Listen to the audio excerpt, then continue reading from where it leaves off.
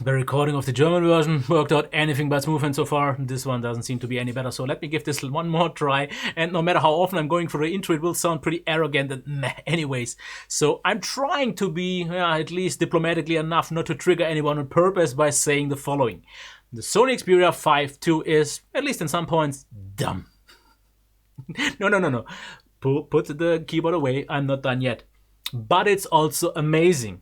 And yes, it can be one thing and the other one. So I'm appealing here to the Sony fanboys who only seem to hear the 10% that are not that positive and only focus on that. There is 90% of positive stuff that for some reason you aren't able to hear whenever I'm doing a Sony review. So once again, the Sony Xperia 5 II is amazing. But just because it is amazing doesn't mean it's perfect, or there aren't some objective or subjective parts that should be pointed out. And that's what I'm trying to do today. Nothing more, nothing less. I hope that's okay. And if it isn't, it isn't. The first subjective part is definitely one thing that I've already made a specific video about. It's the form factor. I am not a fan of 21:9, especially with the borders. In my opinion, it's still dumb. Yes, it's amazing that it's a little bit more narrow, that I can use it with one hand. But especially in my pocket, there is no benefit because it's almost as tall as any other phone. So it's cool that Sony tried to make a smaller phone, but it's not a compact phone like the Pixel or the smaller iPhones. It is just a narrow phone, but it's still almost as tall. But that aside, I would have actually, if this would have been maybe like half an inch shorter, given it 5 stars, because the fingerprint reader is on a perfect location. It's so easy and intuitive to hit. It's very reliable. Once you take it out of the pocket, you can put your finger there and you feel the vibration. It unlocks pretty much everything, and it's better than I actually thought it would be. Then easy access to the volume rocker. We have a voice assistant button and a camera button.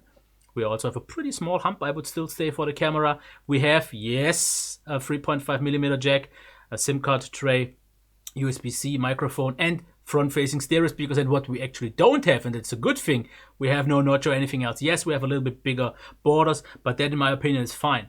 Also, a flat display, and in my opinion, one of the maybe things that aren't appreciated enough, an amazing oleophobic coating. This is super easy to clean and it feels super smooth, especially with the 120 frames that we will go into later. This is an absolute blast. So let's actually talk already about the display. Go into the display settings, image settings, controls. We don't really have much because we have the creator mode, which is very accurate. It looks like my calibrated monitor. That is nice, but the standard mode could have a little bit more pop, or maybe just give me an option to have that, like for example with the video enhancement, because this boosts videos, which is pretty nice, but I think actually for videos over the top. But I would like to see this to be a system-wide thing. But we don't have this, which is something that I really would have liked to have seen, because I'm used to it from Samsung phones, Xiaomi phones, Huawei, or even OnePlus. Anyone pretty much offers this, they don't. And this is something, yeah, we will talk about a little bit later in the software as well. But white balance is still there. We can change to 120, or if you don't want it, 60. Brightness level is there, and nothing else more to really get into more, besides maybe the always on display, which is always a thing that I like to see. And talk about the quality, it is absolutely bright enough. Viewing angles are great. Colors are accurate, but maybe not that popping. 120 Hz, we will talk about that in the performance later. Absolutely amazing. Top-notch display. Sound, let's talk about that one. And yes, it's my old pretty boring sample.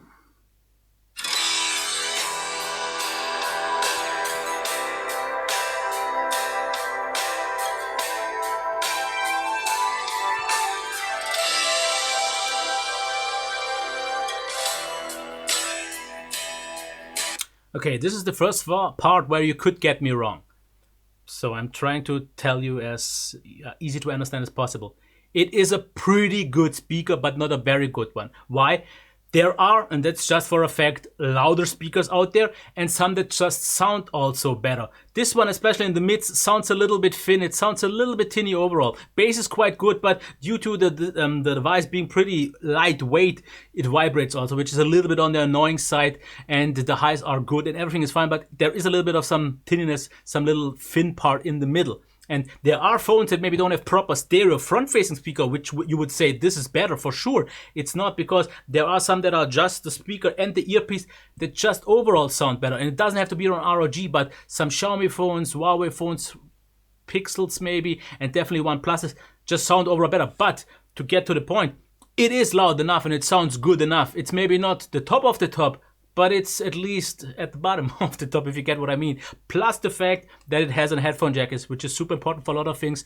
The only reason why I find it actually pretty cool, because you can easily plug in a microphone, which you can't on the other ones without a dongle. So even if I'm not the biggest fan of the quality itself, which in my opinion still doesn't give you enough power for a proper over-ear, maybe for a more efficiently in-ear, it's fine. For anything more, and the quality is good, but it's nothing special out there. So I know to appreciate it's being there, and it never should have left in the first place, but it's nothing special. It's just for effect, and I know a lot of people will disagree with me. So performance, we can all agree on that this is crazy fast. It's super smooth due to 120 Hz and being able to push that super fast. The multitasking is fast, the storage is fast. It's an absolute blast to be used. Obviously it now has to refresh, not sure why.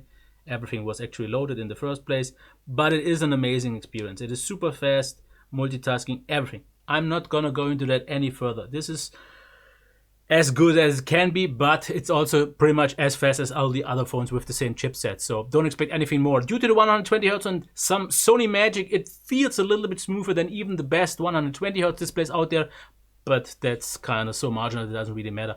But otherwise, absolutely. I can't really talk about warmth or heat because it's so cold here that it didn't really warm up anyways. Okay, let's talk about battery. On the not that great part is that it doesn't have the fastest charging. There are phones with 60 watts and even faster out there, and it would be cool, especially if you maybe forget to charge it overnight, or maybe if you have to go somewhere quickly and give it a little bit of a top off. It would have been nice to maybe be able to in 20 minutes or 30 minutes to pretty much charge it fully, where here it takes like, I don't know, didn't really measure it, but almost maybe an hour and a half. But for those who maybe just, as I would in normal use, charge it overnight, it's cool to have the option that it will slowly charge, not put too much stress on the battery, and then fully charge once you are awake.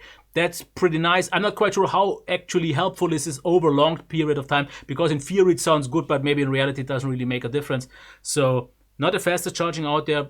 For me, it's okay, especially since the battery life is really good, because this is, I would say, on top of all the best flagships out there, with the best ones out there. I mean, obviously there are some battery monsters with 5,000 and 6,000 milliamp hours, where this one only has 4,000, obviously due to the smaller display and the 120 Hz. It's nothing super crazy amazing, but it can compete with all the best ones. And what I, for example, got over course of 2 days on Wi-Fi, like 5 hours. Over 1 day, it usually looks like of half the charge, like I could reach 9 or 10 hours on Wi-Fi. It usually ends up more at like 7.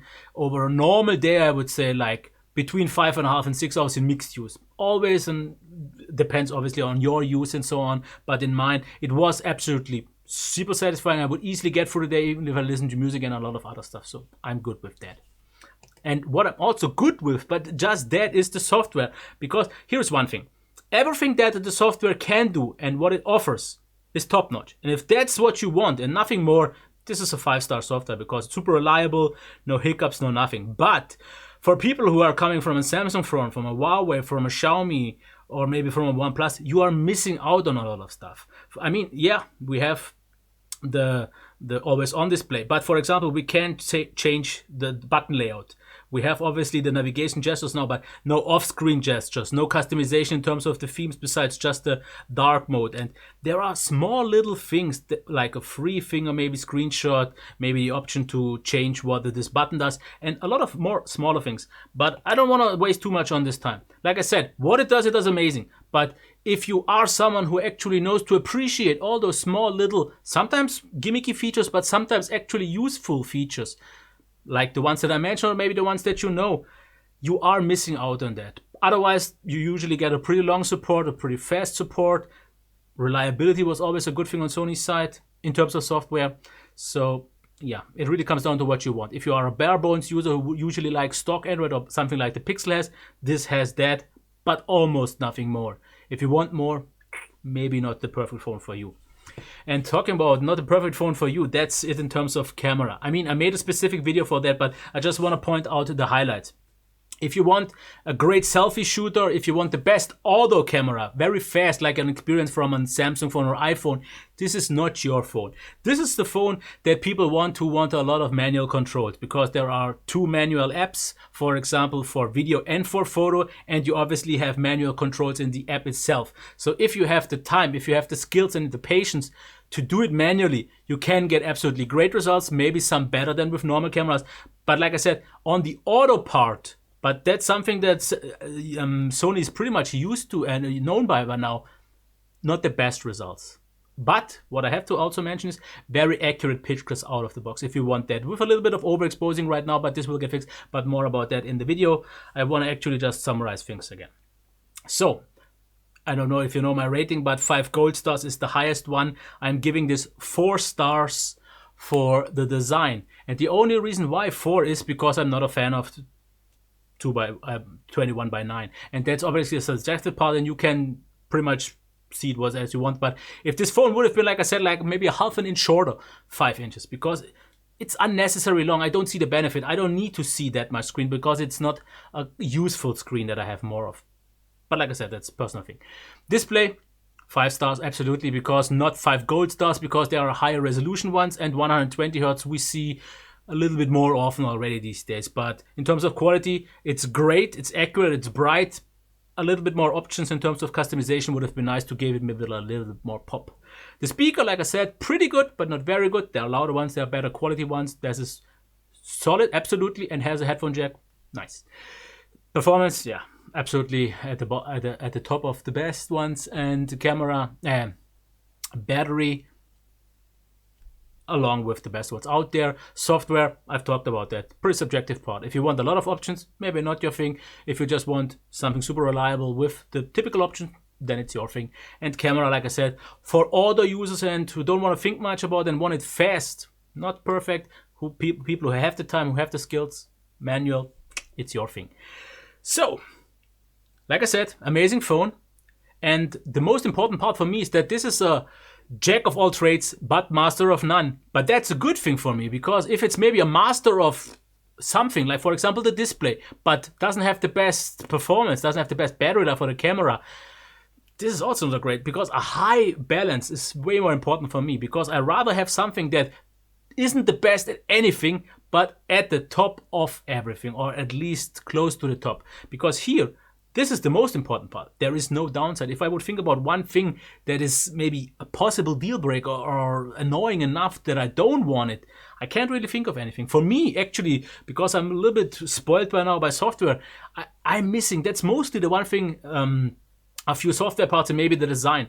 But even those, for me, aren't enough not to say that this is an amazing phone. But it is not enough to give it a full recommendation just because of the price. In Germany, I'm not quite sure about the US, but it's 900 euros. I've seen deals where you can get it for less than 700 with an ANC headphone and a 3 GB contract. Value is definitely way better, and at this point, if you want a great phone, absolutely. But for 900, I won't recommend it, but I haven't done that for any flagship in the past 2 or 3 years, because I think everything above 600-700 is getting a little bit ridiculous. So if you want just great value, this is not the best phone, like pretty much no flagship is. But if you're saying, I want the best phone, I want it now, I want it fast or whatever, and I don't care about the price because I'm gonna get it on contract, go for it. It's amazing. If you just take the price out of the equation, this is a killer phone. Flawless, pretty much, and on a super high level, if maybe not the best of the best in some categories, but it doesn't matter. But it's a hard sell at 900, like so many other ones. So once it's cheap or once you get on a great deal, absolutely, totally. Yeah. Not quite sure what else to say, what I haven't said already. Now it's time for you to tell me in the comments, and yeah, I wish you a nice day. Until next time.